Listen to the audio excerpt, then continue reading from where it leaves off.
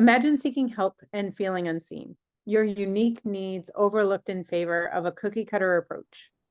In this episode, we are going to talk about the heart of what it means to truly support our clients, the risks of missing the mark, and how to ensure every individual feels valued and heard. Welcome back to Action Insights, the intersection between ABA and mental health. I am Amelia Dalphonse, and I'm with my co-host, Nikki Diam. And we are so excited to be able to offer CEUs for this episode. You can go to the link in the description to purchase the CEUs, and you will need to fill out a form.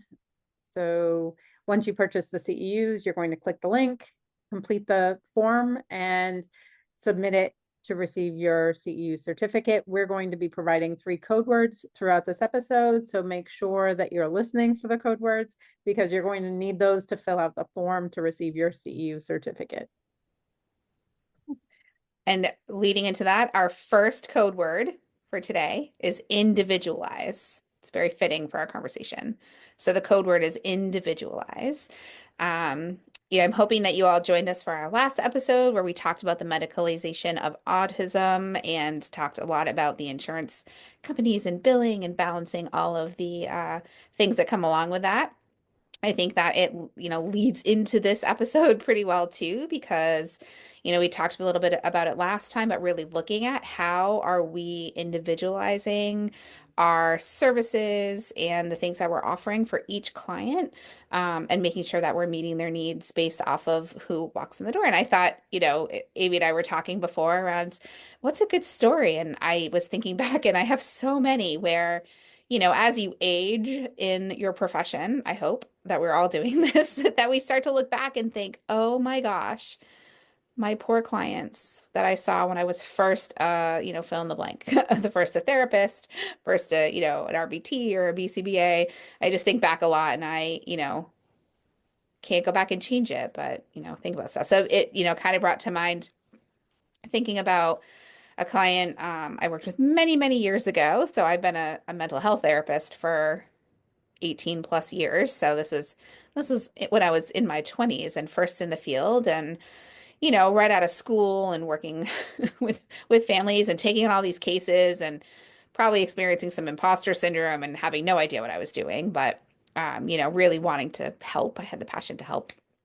And I had this client that was referred to me, and they were referred to mental health therapy or mental health services because, I remember the referral just said defiant, right? So this teenager was identified as being defiant in school, defiant at home, defiant in the community. At that point, they had started engaging in some, kind of precursor criminal type behaviors. And they came to therapy, and the school said, we need him to listen. And the parents said, we need him to listen. And my team and the people referring was like, we're going to work on compliance. And so I said, okay, like, I'm going to work on compliance. Everybody's telling me that's what we need to work on. And I remember this young person used to come in my office, and looking back, I thought at the time was super defiant in session, didn't want to be there, engaged in language, that was rude, communication was okay. There wasn't any, kind of difficulty with communication. Sometimes would just walk out of my session. And, at the beginning, I'm like, yeah, like, wow, I can see where people are having a hard time with defiance. I remember one time they were in my office and I don't know what, prompted me when I said to him, I'm like, what, why are you here? Like, kind of like, what are you hoping to get out of coming here? And he's like, at first he's like, you don't care. Like, you're just another adult who is telling me I need to listen to everything people say. And we had some conversation and it came out that this person was very anxious and really, really struggled in social context, struggled in understanding directions given in class, really struggled with asking for help. There was just a lot of things that came out in that conversation. And I remember at the time going, oh my gosh, like this was a total miss on my part, right? Like as a provider, like I just listened to everybody and I'm supposed to, right? Here, the parents in school and all these people, but they were peripherally, stakeholders, but my client didn't want to work on defiance or compliance. My client wanted to work on anxiety. And over time, as I got to know this individual, we were able to refer for testing and was diagnosed as autistic, and it just totally shifted. But because he looked defiant and everybody said defiance is what we needed to work on, I didn't initially individualize his treatment. Right. I tried, but I really missed the mark. And, I can think back and there are multiple times over my career where, in reflection, I wonder if I really was meeting the need of my client or if I was, meeting the need of what I thought the goal should be or what insurance told me the goal should be or what a parent or a caregiver told me that the goal should be. And, I just kind of tell the story as we start out to have us all thinking about it is inevitable in our practice that at some point we may have missed or may not have assessed or may, not have realized that we weren't working on the individualized needs for our specific client. And that's okay. Like, we can't go back, and how do we learn from that? So I invite you all as we go through today and have our conversation to start to think about, what am I doing to make sure, like a good checks and balance system to make sure that I am looking at the needs of my clients and individualizing treatment. That's a great story. I can relate to it a lot. I've definitely been in situations where I'm making assumptions about a client based on what I'm told by stakeholders or by what I'm told by my supervisors that I should be doing.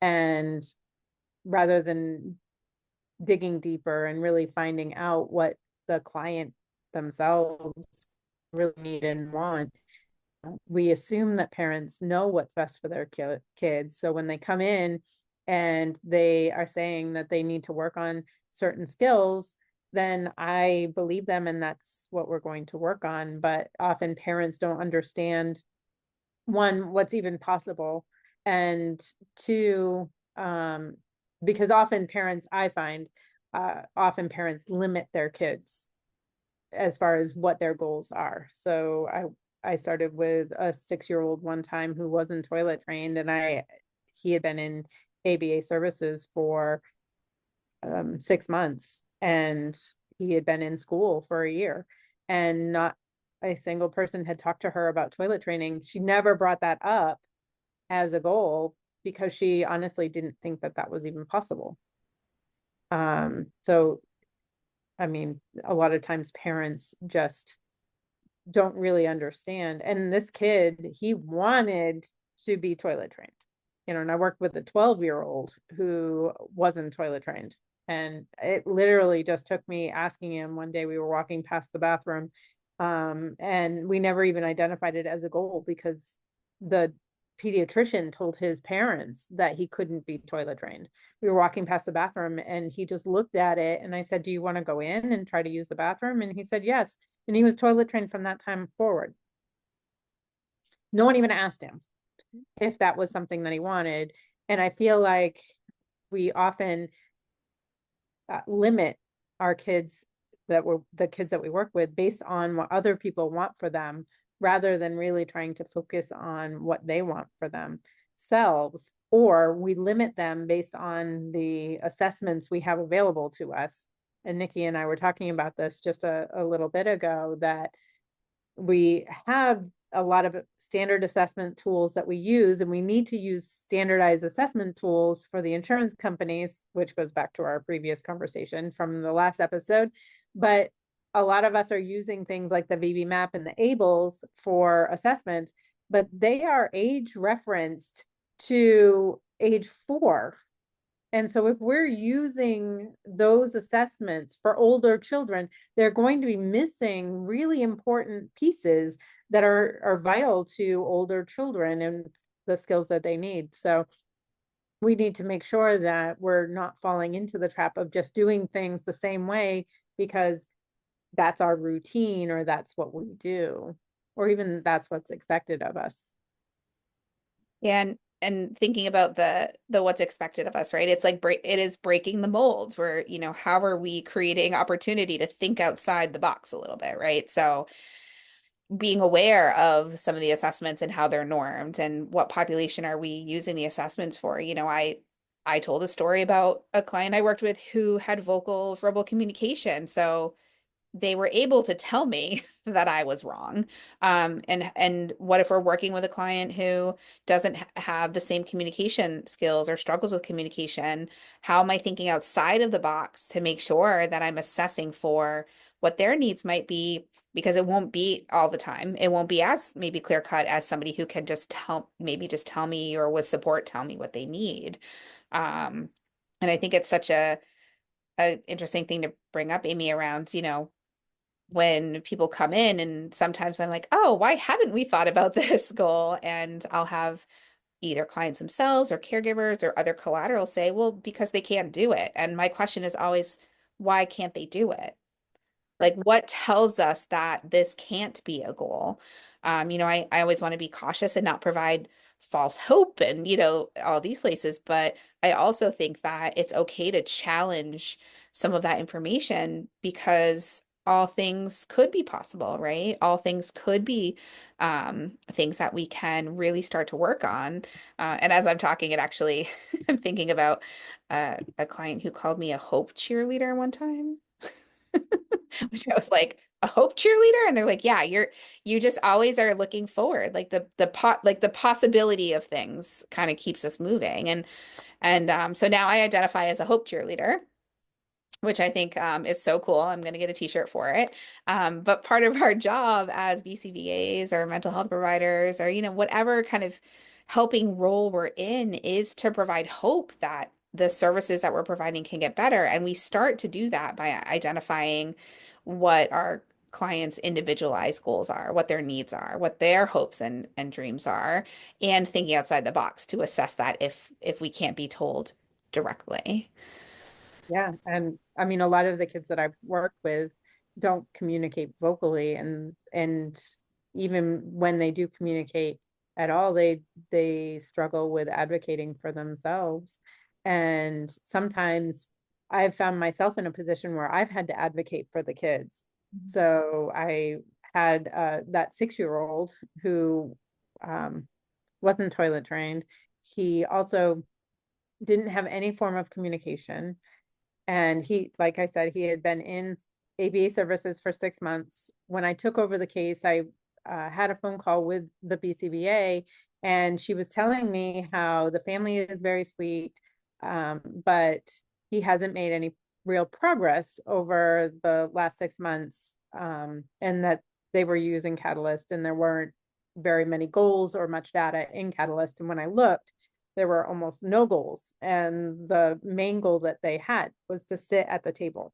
And he wasn't sitting at the table. He refused to sit at the table. And so when I met with mom, she was telling me that she's not sure that ABA is actually a good fit for him, that maybe it's just not going to work for him. And I listened to the best of my abilities, and I said, but there's a lot of different ways that ABA can be beneficial. And I learned that the reason why the BCBA was working on sitting at the table was because she was providing telehealth services. Mhm. And so that was something that would have made services easier for her and for the RBT, but it wasn't what the client needed. He would do almost anything standing at the counter.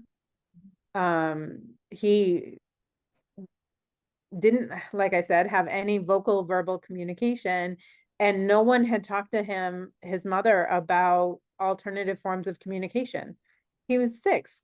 The school pathologist didn't talk to mom. The BCBA didn't talk to mom. No one presented the idea to mom that he could learn to communicate in a way that wasn't vocal verbal. And I said, well, let's give it a try, because I could clearly see him trying very hard to communicate with mom. He would take her hand, he would hand her things. He communicated in nonverbal ways with mom, and was pretty proficient at it, but I wanted to be able to give him a stronger voice, because there was a lot of times when she just didn't understand what he was trying to tell her. And so we introduced PECs, and he mastered phase 3B of PECs in 3 weeks. And it was only one session per week, one parent training session per week, because we didn't have an RBT at the time. And mom didn't really fully understand how to teach him, so she wasn't practicing during sessions. But in 1.5 hour sessions, he mastered phase 3B of PECs. We ended up transitioning him to a speech generating device. He started using LAMP, Words for Life. And the school ended up trying to shut that down because they felt that the app was too complicated for him, and it didn't align with the apps that they use at school. The challenge is that this kid was proficient at LAMP. He was good. If we showed him once or twice and he was motivated to communicate a specific word, we didn't have to show him again. He knew it. He mastered all of the vocabulary very quickly, and we never hid any of the icons. We used the full display, and if he's motivated, he's very good at it, but he needed somebody to keep pushing, and the school kept trying to take it away from him. They kept trying to hide vocabulary from him. They tried to switch him to a different, more simple app without really considering what this specific child needed. And ultimately, his mom consulted with me about what was best, and she found an outside speech therapist to support his communication needs, and actually a really great one who specializes in apraxia, which has done amazing things for him. And she actually pulled him out of school to homeschool him because the school refused to do anything to meet his needs. They didn't adapt at all to individualize for him. So one of the things about Florida is a lot of kids, most kids who have an autism diagnosis, go into autism classrooms. And so he was sitting in these autism classrooms, well, not really sitting because he didn't sit, but he'd run around these autism classrooms and not learn a single thing. And one summer we had him at home with ABA services, and he made more progress over the summer not going to school than he did in an entire school year. So mom said he's not going back, and she started homeschooling him, and he's made just amazing progress. But that's the power of really focusing and individualizing your approach.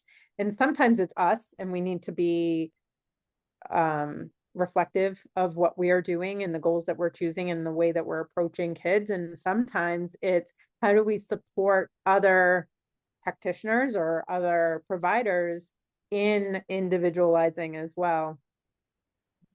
And that's a good segue, because our second code word is collaborate. So our second code word is collaborate. And I mean, I have so many thoughts. I always have so many thoughts, but I have so many thoughts about, what you just shared, just, feeling the struggle for this family and this child. And, people, I do believe people try to do the best with what they have, but if our resources and our system is limited, then what we can do can be limited, right? So thinking about our training and maybe the school policies and procedures, or what, they were kind of stuck in, and it, led to this parent making some other decisions. And part of I believe, and I think Amy might say yes as well, that a part of our job is, BCBAs, especially if we're working to provide neurodiversity affirming care, because it is a social justice movement, is to engage in social justice, which sometimes can be really challenging. And part of that is working with other people in our field, in other fields, stakeholders, right? People that we come across, of how do we all align so that we are working together to help the clients that we're working with meet their goals and to individualize our plans and really look at how we're meeting their needs. And we probably all can reflect on times where we've worked with people that maybe we're in different places and we say, hey, like, let's be a team. What about this? And they're so on board with it, right? Like this family you're talking about found a really great speech person who had knowledge in apraxia, which it sounds like was needed for this client. And I know you, so like there's collaboration that happened, right? You were able to work together to meet this client's needs. And then we've all had experience where we're working with collaterals that just can't, right? That we find a lot of distress in working with or challenges and kind of, getting on the same page. And, it's inevitable that many of our clients are working with other service providers. So it's pretty rare that even if I'm providing like straight mental health services, that somebody doesn't have at least one other provider involved in their life. And so if we start to think about some of the clients that we're providing support to, it's not unreasonable to think that they might have speech or OT or significant medical kind of providers, a medication prescriber, a mental health therapist. I'll stop because I'm sure the list is not exhaustive. And how are we integrating our services, with people who are also working with our clients? Because if I'm working to meet one goal or one need, or I'm not assessing, but somebody else is, and then somebody else is working on something else, and there's one or two caregivers for this child, they can't manage all of it either, right? And so sometimes even meeting needs and individualizing treatment is also about making sure we're all aware of the amount of information and services and what kind of help or burden is that for the families that we're working with. Yeah. And sometimes the people that we're kind of stuck, I'm going to use the word stuck, um, with dealing with are our own companies. I was a clinical director at one of the larger ABA companies down here, and the company had created all of an entire series of standard operating procedures. So they had a standard operating procedure for toileting, toilet training, for feeding, for all of these other different things, so that it's supposed to relieve the burden for BCBAs so that they're better able to provide consistent care. But it took away all of the individualization because their practices, especially for feeding, were really against what I had learned. They had put me through training through one of the universities down here, and I found it really aversive. So we practiced, and I found it horrendously aversive, and I refused to do it. And so we're in a position where when it's our agency, how do we advocate for the needs of our individual learners? So sometimes it's not even us not being aware of the need or missing the mark like we times will do. Sometimes there are powers greater than ourselves that make it difficult for us to be able to truly individualize services. I think I was thinking as you were talking that I've talked with other, BCBAs who've run into that exact challenge, and they either will look for another job, Yeah. feel really burnt out and hopeless that like, they can change it, or they leave the field, right? So it is something that's really important to think about, and again, maybe that's a completely other conversation around that, but also thinking about there's a trickle down effect, right? Or a trickle up effect that at the end of the day, our client outcomes and our client, needs are impacted. And when we feel like we're fighting the system, it takes away energy to be able to really truly for each person that we have on our caseload or each family that we're working with to really sit down and think about how am I assessing this one family or one client's goals? How am I making sure that, needs are being met? How am I, am I providing the strategies that are appropriate to get them to, where they want to go, because the system can make it much harder. especially if there's standardized care and treatment that is within the agency, the system can make it much harder to feel like we can do the things that ethically, and kind of value-wise that we want to do. So really thinking about like what are some of our practical, like what are the practical things we can do, right? So we can sit and be like, this is so stressful, like systems and net, right? I always joke when I do trainings, I might stress you out, but don't worry. We're gonna problem solve at the end. So like thinking about the things that might be important as we are moving into like the practical application of things. How are we doing the checks and balances for the individualization with our clients? And some of that comes down to accepting clients that we are truly comfortable with working with. And we get, if you're working for a company, you may get a lot of pressure. And this is why being an independent contractor works really well for me, because I actually had a conversation with another BCBA yesterday. I told her that I am a horrible employee because I don't do what I'm told. I do what I feel is right for the client, but it's taken me years to get to that place where I'm comfortable with doing that and with truly advocating for what they need. I have experience across a diverse group of people, so I can work with young children, I can work with older children, but if I truly wanted to hit the place where I have the most skills and where I can be truly impactful, I'm looking at those kids who are a year and a half to 5 and who don't speak. Like those are the kids. If you want somebody who is going to truly be able to individualize, though, that's where my strongest skills are. If I get somebody like Nikki's client that she was talking about, who's fully communicative, he's a teenager, he's being defiant, it's going to be a whole lot harder for me to individualize for him.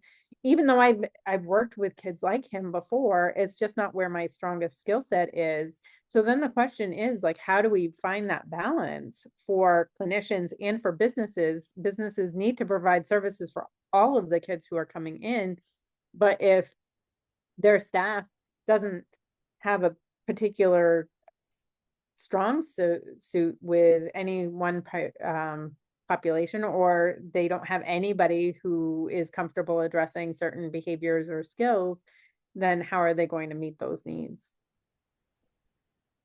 As you were talking, I was thinking too, one of the things that we can do is to incorporate client preferences and interests and strengths into treatment. But as you're talking, I'm like, oh, it's important for us to also incorporate staff preferences and strengths into how we design caseloads and access to resources and interventions. Because you're right, if I work with somebody or, a profile that I'm not familiar working with, then it is going to take more time and effort, and I might not have the skill to assess, what the needs might be for that client, and it might be harder to individualize. Whereas if it's something I'm really familiar with, then I can pull things in a little bit, easier. And I think that part of that too is I'm more able to adjust and I'm more able to kind of think on my feet when I feel confident and competent in the client that I'm working with, right? Like I'm able to kind of shift a little bit more effectively versus, the effort and the energy that might go into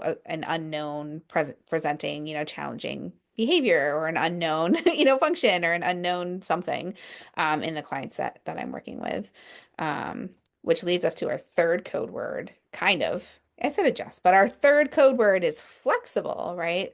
So like thinking about flexibility in our approach and thinking about flexibility in how we think about assessing for needs, and the tools that we're using can also be really important in how we can start to break the molds and individualize treatment. And flexible could be like in the moment, but it also can be, again, like I said earlier, thinking outside the box, right? Around maybe my interventions aren't working. So how can I be flexible in the approach that I'm taking? Are there other services that I haven't considered that might be worth me considering that are outside ABA that maybe will be a nice addition to the services that a client might be getting? And how can you seek support around clients that you might be less familiar with I think that there's so much pressure on BCBAs in these larger, especially in the larger organizations, to just take cases, to build their caseload, and um, they rarely have a say in who they're actually working with. And I think that it's important that we start to empower the clinicians to stand up for themselves and say, these are the clients that I'm comfortable with. I'm happy to expand my scope of competence, but then only giving them something and a case at a time, one new case at a time, and giving them the support and resources they need to become proficient with working with that profile versus just kind of giving them a full caseload of clients with hugely diverse needs when they might not be ready for that. Yeah, and being thoughtful about um like newer staff too, right? I think back to I'm like looping back to my story I told when I used to joke that I was like a baby clinician, or when I was like a brand new clinician. I'm more likely to say yes. I wouldn't like, oh, the person I am is not going to challenge my supervisor, right? So like, how are we building in, as we're providing supervision to staff, self-advocacy skills, and helping people identify what is their area of competence. I've asked people before, like, what is your area of competence? And they're like, I like working with, right? And that sometimes is a very different conversation. And so those are all like really important things, I think, when we're talking about breaking that mold, to make sure that we are in the best place possible to provide supports to our clients based on what their needs are. We can assess it a little bit easier. That's very true. I think that brings us to the end of this episode. And in our next episode, we're going to talk about the pathology of childhood behavior. When does it go too far? I'm looking forward to that conversation. Me too. So thanks everyone for joining us. We always love feedback. So make sure that you click, share, do your comments, and we'll see you in our next episode.